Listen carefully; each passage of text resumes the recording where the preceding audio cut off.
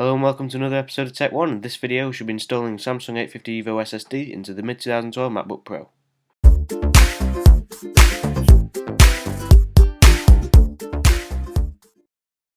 Okay, so in this video, I'll be installing the Samsung 850 EVO SSD into the mid-2012 MacBook Pro. So I'll begin by unboxing the SSD itself.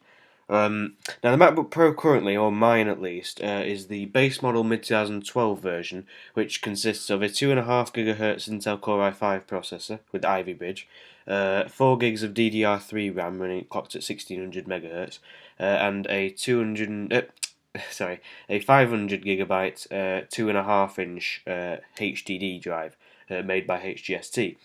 So all of that is completely standard. The flash storage drive you see before you here is again the Samsung 850 EVO Samsung 850 EVO SSD, and I believe this has speeds of up to 550 megabytes for read per second. But in practice, I get about 500 on read and about 480 on write. So relatively consistent across the board there. Packaging was quite neat and simple. Of course, you know, I'm used to that with Apple, but I did find it rather aesthetically pleasing, the drive itself. Let's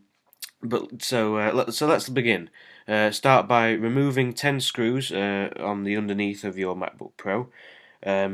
Then followed by removing the HDD bracket, holding in place your hard drive. Interesting thing about the hard drives in Apple computers, at least the portable ones, they have the platters stop moving, and the hard drive, I believe, stops spinning when it senses too much vibration, or like if it's going to be dropped or something. Which of course that doesn't need to happen with SSDs anymore because they have no moving parts, which is what enables them to be so fast.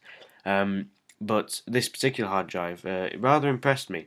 Now, when I did my first boot, having been used to a hard drive for about a year and 10 months now, so nearly 2 years, I was extremely blown away by not only how fast the actual computer booted, but also how quickly the OS was installed, how quickly I could open programs, and general things like that.